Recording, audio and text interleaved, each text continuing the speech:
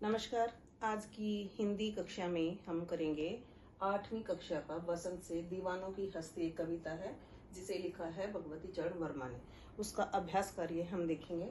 पहला प्रश्न है, कवि ने अपने आने को उल्लास और जाने को आंसू बनकर बह जाना क्यों कहा है?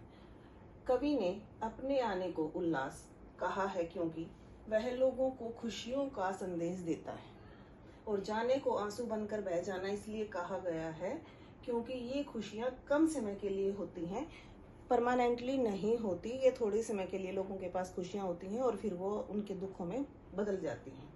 भिखमंगों की दुनिया में बेरोक प्यार लुटाने वाला कवि ऐसा क्यों कहता है कि वह अपने हृदय पर असफलता का एक निशान भार की तरह लेकर जा रहा है? क्यों कहता है कवि ऐसा इसलिए कहता है कि वह भिखमंगों के जीवन में खुशियां भरना चाहता है, परंतु वे खुशियां अल्प समय के लिए, मतलब थोड़े से समय के लिए होती हैं। कवि इसे अपनी असफलता मानता है और निराश होता है। अगला प्रश्न है, कविता में ऐसी कौन सी बात है जो आपको सबसे अच्छी लगी? कविता में सबके सुख दुख की बात की है कि जो कवि है वो केवल अपने सुख की बात नहीं करता बल्कि जन सामान्य के सुख दुख की वो बात करता है।